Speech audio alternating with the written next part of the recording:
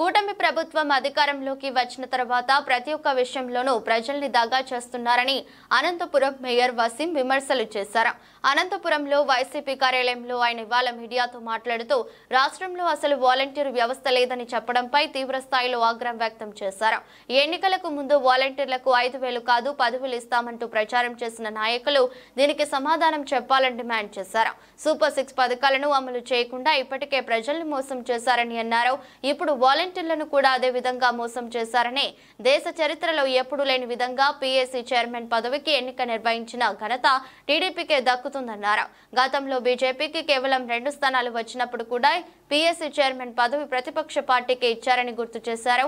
ఈ కార్యక్రమంలో ప్రభుత్వంలో ఆర్థిక విధానాలు ఎక్కడ బయటపడతాయోనన్న కారణంతోనే పీఏసీ చైర్మన్ ని కూడా వారే తీసుకున్నారని మేయర్ వసీం అన్నారు.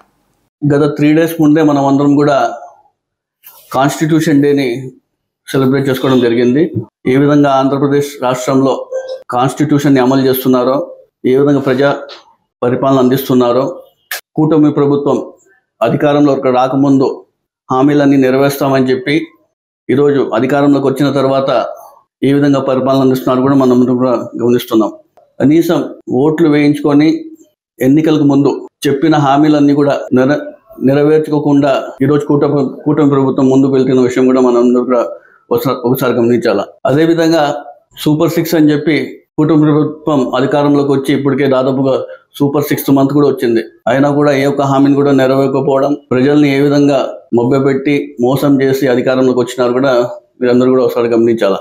అలాగే వాలంటీర్ల విషయంలో చూస్తే కన్నా ఏ విధంగా ఆ రోజు వాళ్ళకి వాలంటీర్నికి పొగిడిన విషయం కూడా మీ అందరూ కూడా ఒకసారి గమనించాలా. వాలంటీర్స్కి అందరికీ కూడా మీకు మేము శిక్షణ ఇప్పిస్తాం, అర్హత ఉండే వాళ్ళకందరూ కూడా జాబ్స్ కల్పిస్తాం, అదేవిధంగా వేతనం 10,000 చేస్తామని కూడా చెప్పడం జరిగింది. ఆ రోజు దాదాపుగా 2,60,000 మంది వాలంటీర్లకు ఆ రోజు హామీలు ఇచ్చి, ఆ రోజు వాలంటీర్స్ అందరూ కూడా ఖచ్చితంగా కూటమి ప్రభుత్వం వస్తే మాకు అందరికి కూడా 10,000 వేతనం అవుతుందని చెప్పి వాళ్ళందరికీ కూడా మభ్యపెట్టి వాళ్ళందరినీ కూడా వాళ్ళ వైపు తిప్పుకోవడం కూడా జరిగింది. కానీ ఈరోజు చూస్తే మనం అధికారంలోకి వచ్చిన తర్వాత కూటమి ప్రభుత్వం ఎక్కడైనా కూడా వాలంటీర్ గురించి మాట్లాడుతున్నారా?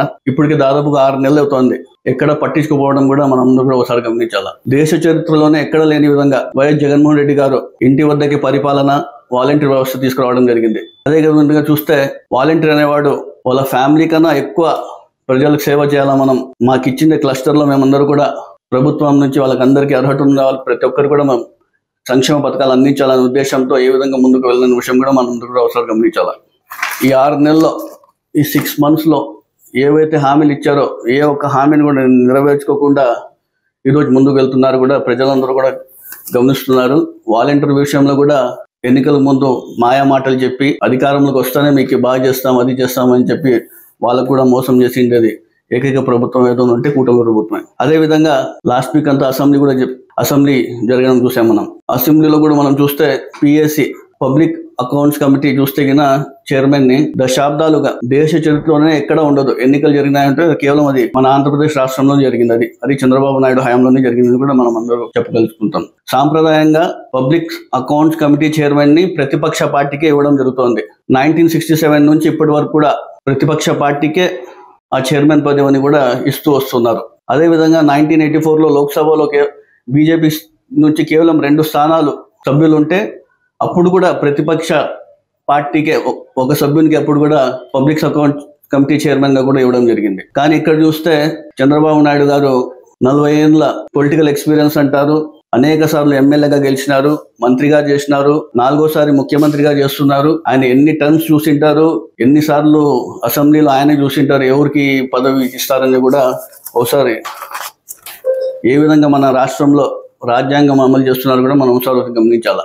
ఈరోజు ఎక్కడ సేమ్ అదే రూలింగ్ పార్టీనే ఏమైనా అకౌంట్స్ సంబంధించిన విషయాలు ఒకే రూలింగ్ పార్టీలో ఉంటే మనమే అకౌంట్స్ చూపించడం బాగుండదు, ఆడిట్ చేసినప్పుడు మనం బాగుండదని చెప్పి ప్రతిపక్ష పార్టీకి ఇవ్వడం అనేది సహజం. కానీ ఇక్కడ ఆంధ్రప్రదేశ్లో చూస్తే కూడా ఏ విధంగా రాజ్యాంగం నడుస్తుందో, ఏ విధంగా వీళ్ళు అమలు చేస్తున్నారో, ప్రజలకు ఏ విధంగా న్యాయం చేస్తున్నారో ప్రజలందరూ కూడా ఒకసారి గమనించాల్సిన అవసరం ఎంతైనా ఉంది. ప్రభుత్వ వైఫల్యాన్ని మేము ఎత్తి చూపిస్తే సోషల్ మీడియాలో ఏ విధంగా వీళ్ళు అరెస్ట్ చేస్తున్నారు, పోలీసులు ఏ విధంగా ఇబ్బంది పెడుతున్నారు, కేసులు పెట్టడం కానివ్వండి, అరెస్ట్ చేయడంతో పాటు రాష్ట్రంలో ఉండే అన్ని పోలీస్ స్టేషన్లు కూడా తిప్పి మరి పెట్టున్న విషయం కూడా మనం అందరూ ఒకసారి గమనించాలి. నెరవేర్చలేదు కాబట్టి ఈరోజు ప్రభుత్వ వైఫల్యాన్ని ఒక పోస్ట్ పెడితే దాన్ని మీరు స్పందించి అప్పటికప్పుడు అరెస్ట్ చేయడం అనేది ఎంతవరకు సమంజసమని తెలియజేస్తున్నాను. అదేవిధంగా లాస్ట్ వీక్ చూసుకుంటే రాష్ట్రం అంతటా కూడా వైఎస్ఆర్సీపీ నాయకులు కానివ్వండి, మాజీ మంత్రులు, మాజీ ఎమ్మెల్యేలు, ఎంపీలు అందరూ కూడా పోలీస్ స్టేషన్లకు వెళ్లి వైఎస్ జగన్మోహన్ రెడ్డి గారి పైన అసభ్య ప్రచారాలు చేస్తున్నారు, వారిపైన మీరు ఎందుకు స్పందించడం లేదని కూడా ఫిర్యాదులు చేయడం జరిగింది. ఈ రోజు వైఎస్ జగన్మోహన్ రెడ్డి గారి పైన అసభ్య పోస్టు పెడుతుంటే మీరెందుకు వారిని అరెస్ట్ చేయడం లేదు? అదే టీడీపీ పైన మేము వైఫల్యాలని ఎత్తి చూపిస్తుంటే మీరు అరెస్ట్ చేస్తున్నారు. ఇవన్నీ కూడా ప్రజలు గమనిస్తున్నారు. మీరు అధికారంలోకి రావడం కోసం మీరు అనేక హామీలు ఇచ్చి ఏవి నెరవేరకపోవడం, సూపర్ 6 అని చెప్పి ప్రజల్ని ఏ విధంగా మభ్యపెట్టి రాజకీయాల కోసం కేవలం ఏదో ఒకటి మాయా మాటలు చెప్పి ఈ రోజు అధికారంలోకి వచ్చిన తర్వాత ఎక్కడ కూడా కేవలం కక్ష సాధింపు, కుట్రలు, కుతంత్రాలతో ఎవరైనా వైసీపీ నాయకుడు ఉన్నాడా, కార్యకర్త ఉన్నాడా, ఇబ్బంది పెట్టినాడా అప్పట్లో మనకి అని చెప్పి వాళ్ళకి అదే పనిగా కక్ష సాధింపుగా వాళ్ళ పైన కేసులు పెట్టి ఈరోజు ముందుకు వెళ్తున్న విషయం కూడా మీరు అందరూ గమనించాలా.